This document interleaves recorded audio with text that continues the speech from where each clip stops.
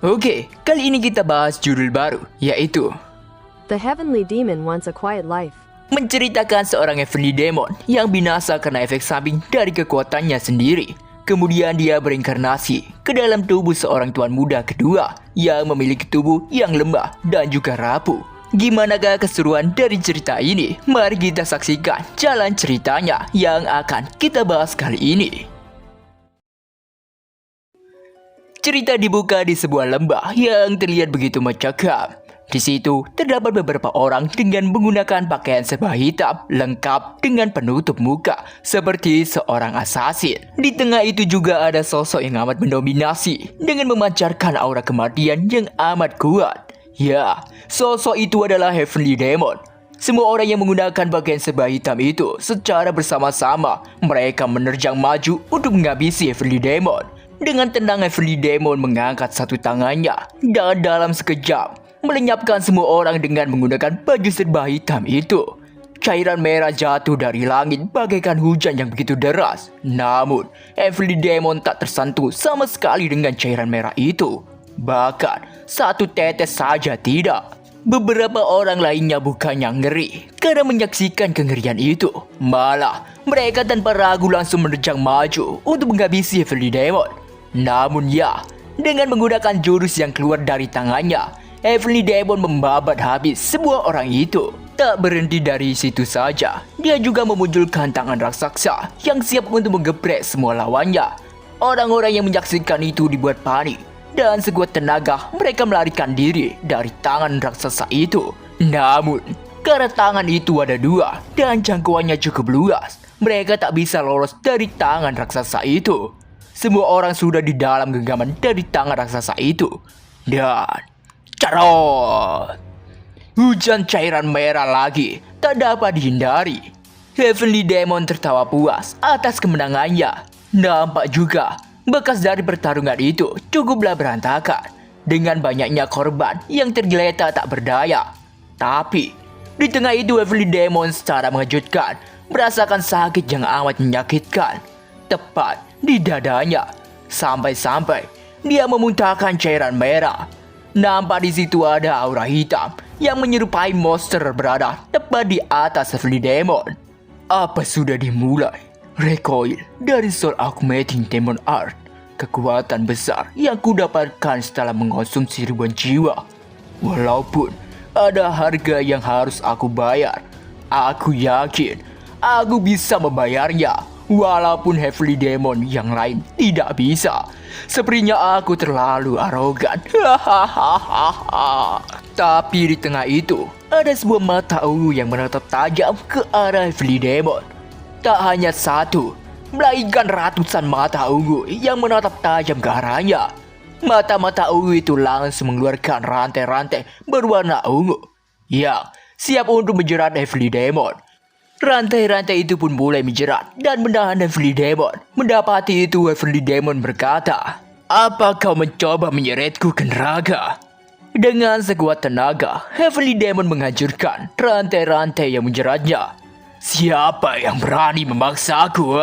Tapi ya, Heavenly Demon langsung terdiam, menatap sebuah bola yang memancarkan aura ungu tepat di depannya.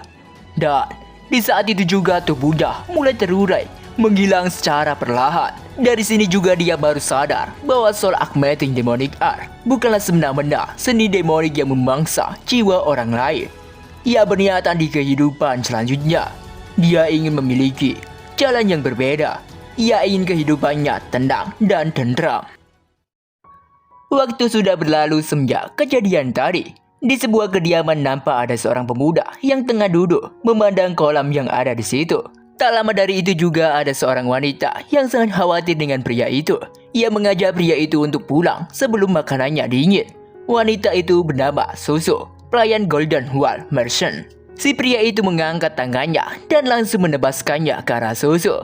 Dan nama pria itu adalah Bai Heok Taisan, putra kedua dari Golden Wall Merchant dan juga MC dari cerita kali ini.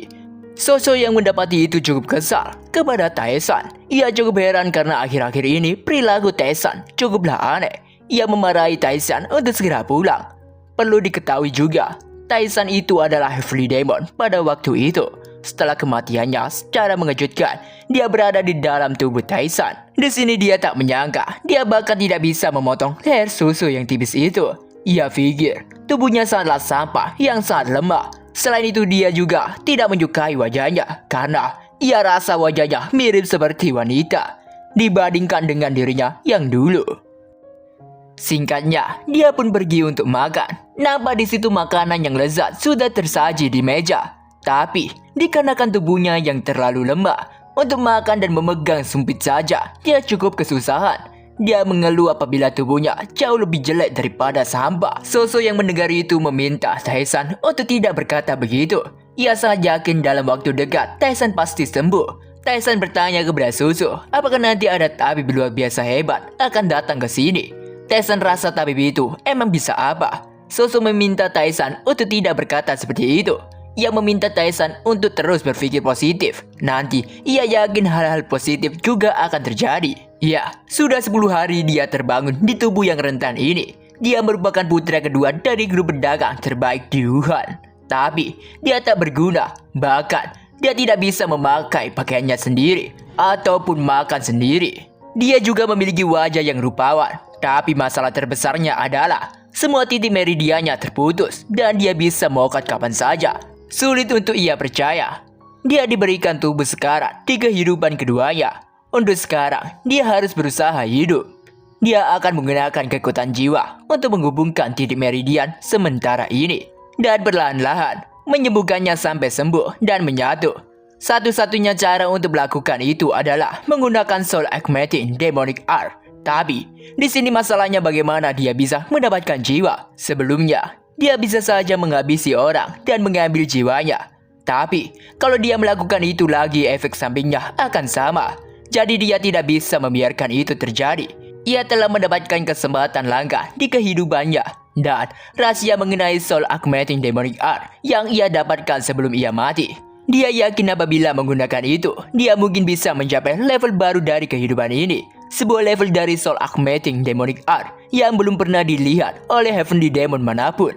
Tyson memanggil Soso dan dia berkata kepadanya apabila dirinya ingin jalan-jalan hari ini. Soso pun bertanya kepada Tyson, mau pergi kemanakah dia? Ia juga siap akan membawa Tyson pergi kemanapun.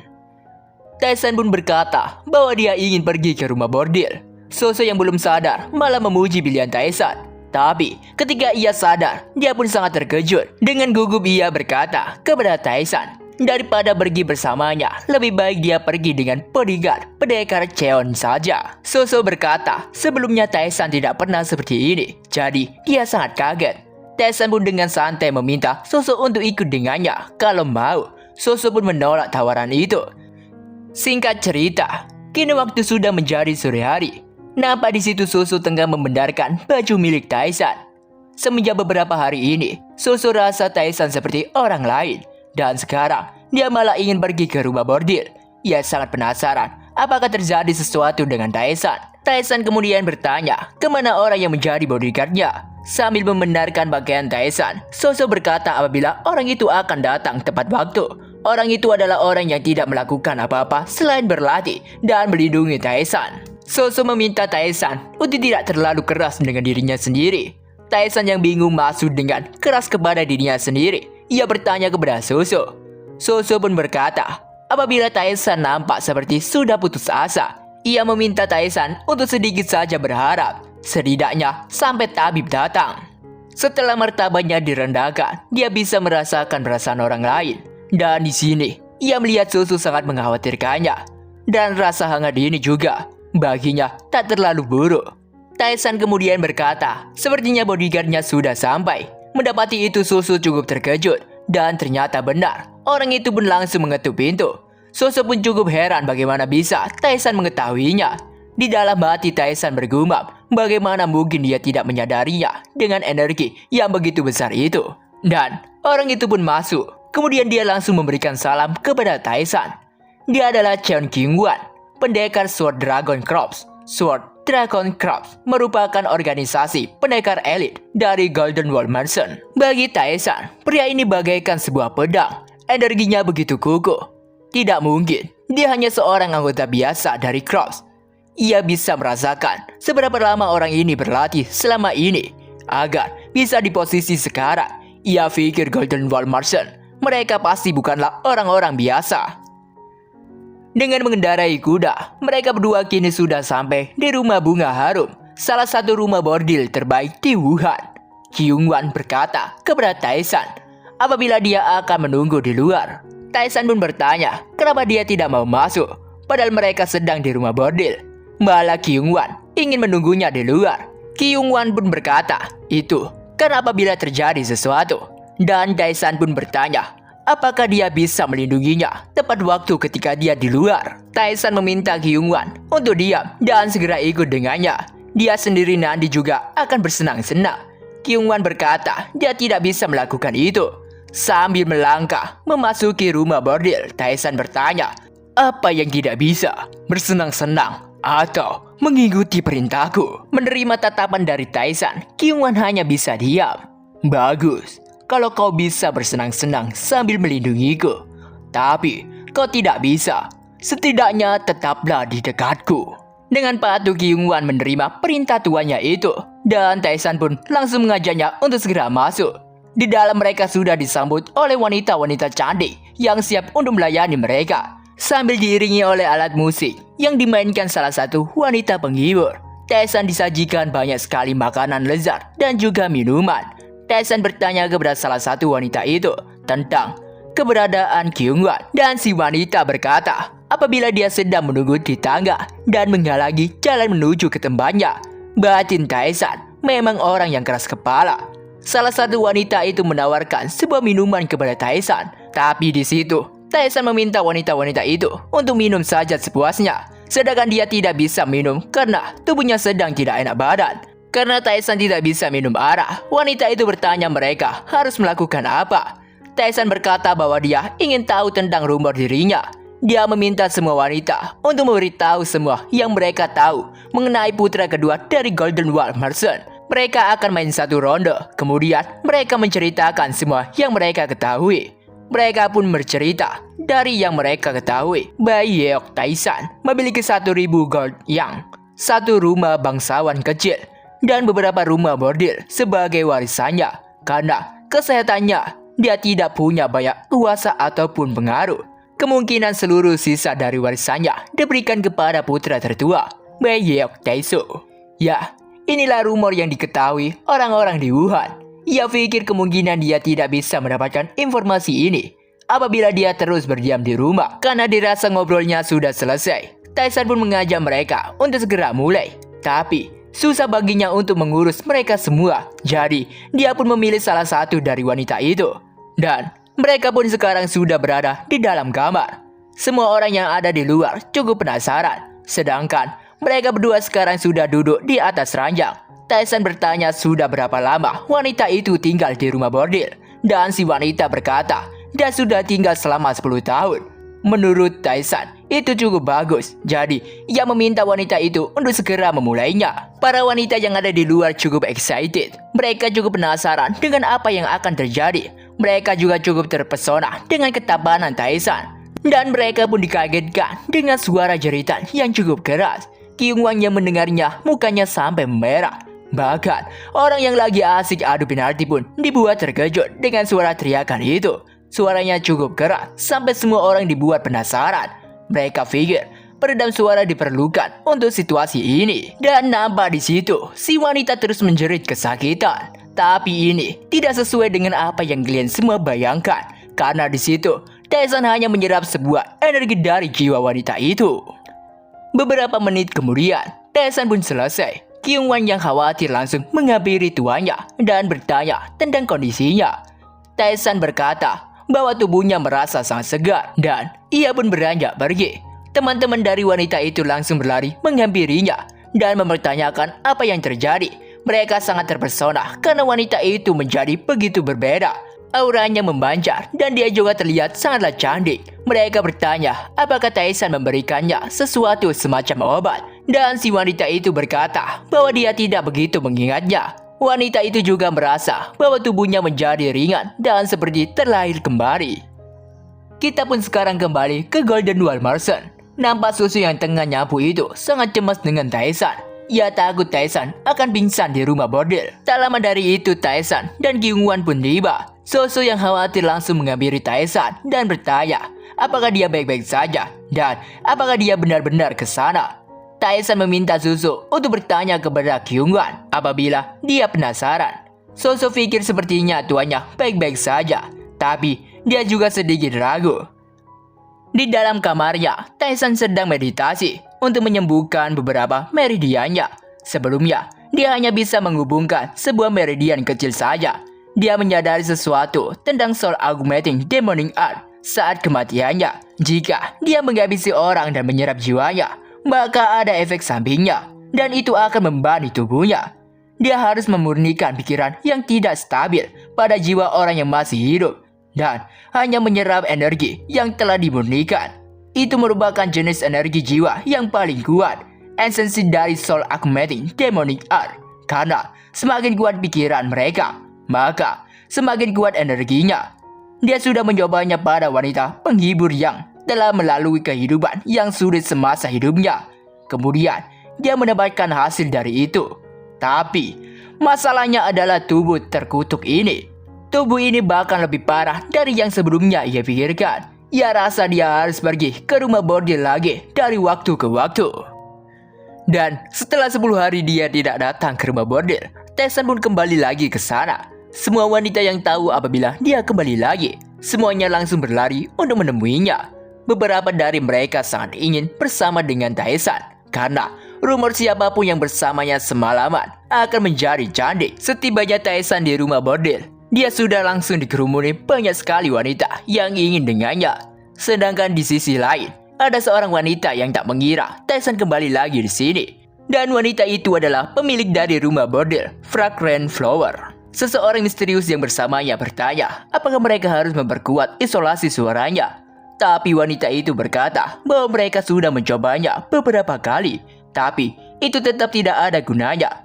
Setiap kali Taesan datang, semua wanita langsung mengerumuninya, dan itu membuat isolasi suaranya jadi tidak efektif, sehingga para pelanggan mereka tidak senang dengan hal itu. Seseorang misterius yang disebut Phantom Shadow itu berkata, apabila masalah terbesar di sini adalah Taesan.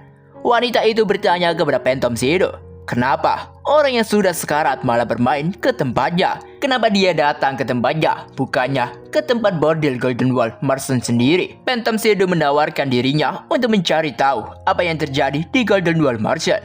Wanita itu berkata tidak perlu, karena mereka adalah kelompok pedagang terbaik di Wuhan.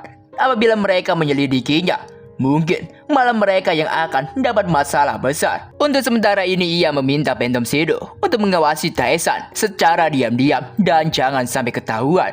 Ia harus tahu apa yang sebenarnya terjadi di dalam sana.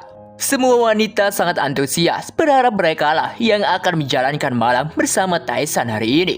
Tapi di sini Taesan berpikir ingin menantang dirinya sendiri hari ini. Dia mencari seseorang yang cocok. Dia meminta kepada seseorang pria yang menjadi pengurus dari rumah bordil ini untuk membawa semua wanita yang ada di sini untuk bertemu dengan dirinya. Pria itu pun membawa wanita-wanita yang paling terkenal di tempat ini. Ia rasa Taesan tak mungkin tak akan tertarik, tapi pandangan Taesan mengarah ke tempat lain.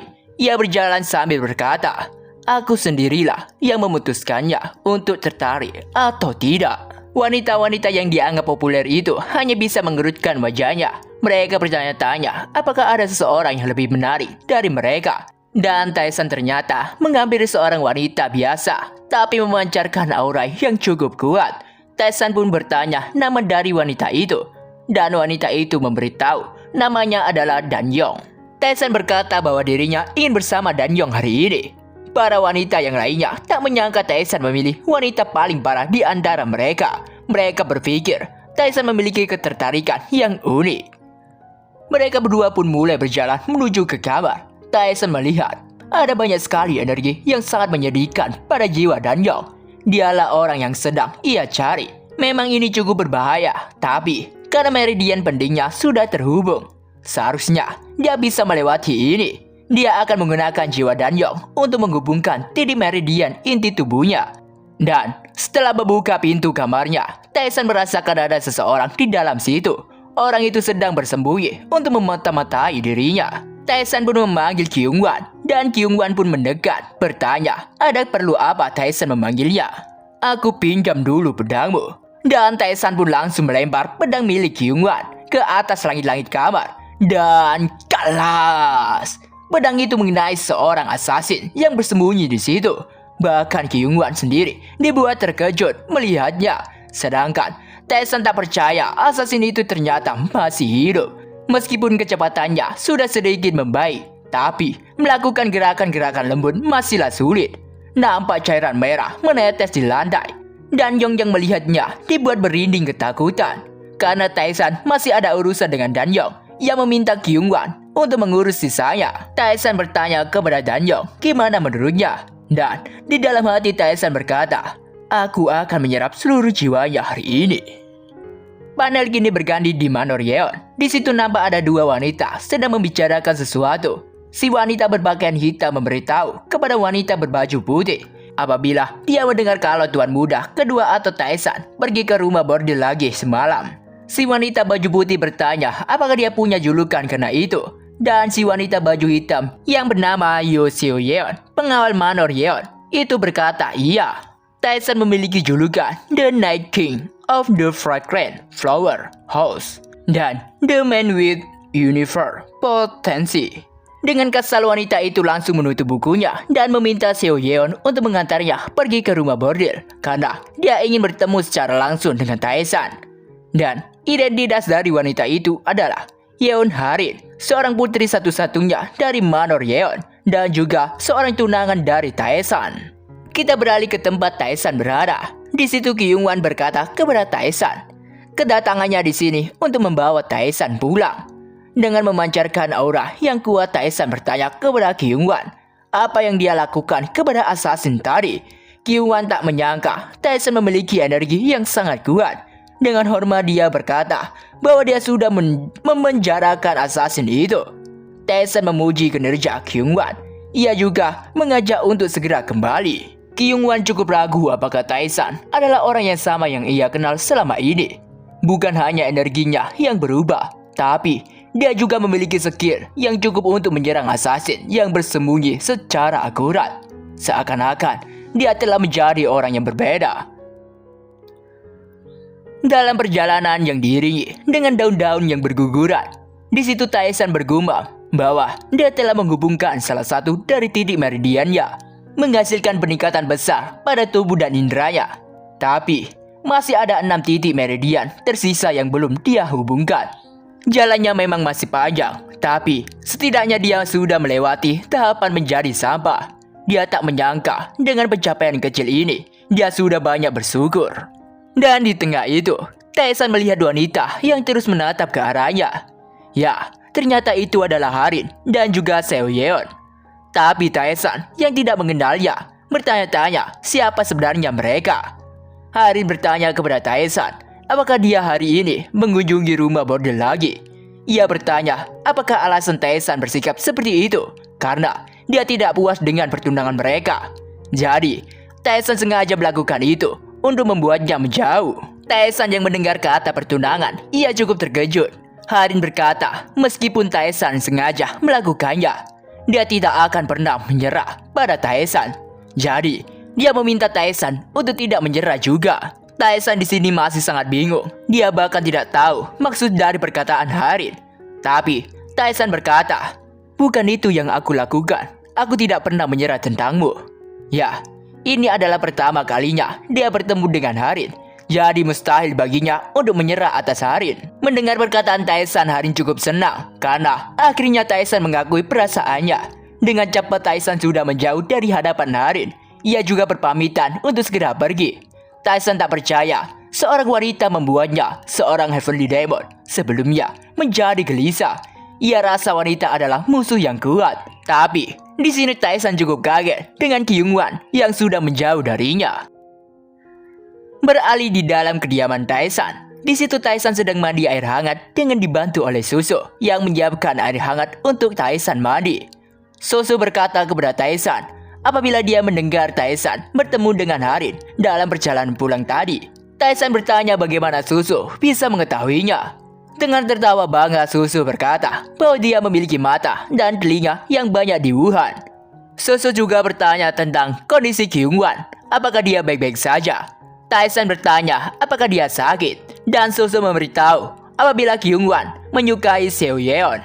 Taesan yang tidak tahu siapa itu, ia bertanya kepada Susu, dan Susu berkata bahwa dia adalah pengawal yang selalu bersama dengan Harin. Sudah cukup lama Kyungwon menyukainya. Taesan berpikir, apakah itu alasan Kyungwon berjalan duluan tanpa menunggunya? Rasa takut dan rasa hormat, ini adalah hal yang tak terbayangkan saat dimana hanya ada rasa takut dan rasa hormat. Tapi, entah kenapa, Taesan tidak marah. Ia pikir, mungkin karena jiwanya bercampur dengan jiwa pemilik tubuh ini. Ada banyak hal yang menarik yang terjadi di sekitarnya.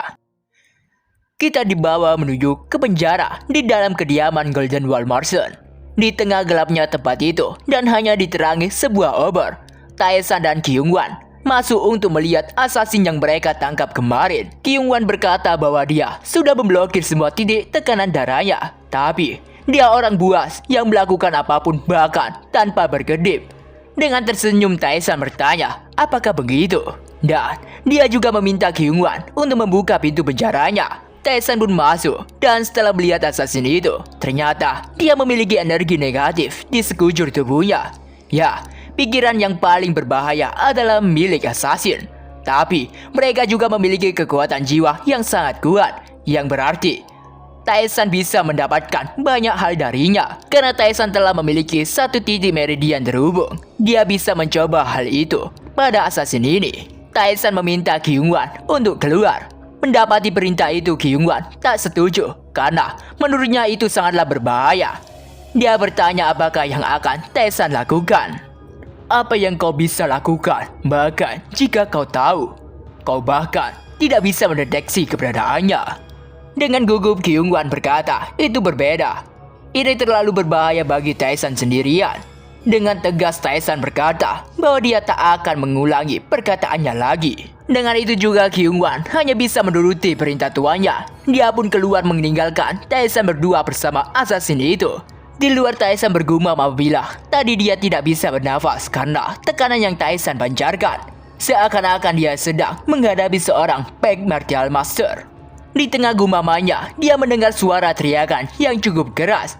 Mendapati itu, Kyungwon langsung bersikap waspada karena mengira terjadi apa-apa pada Taesan.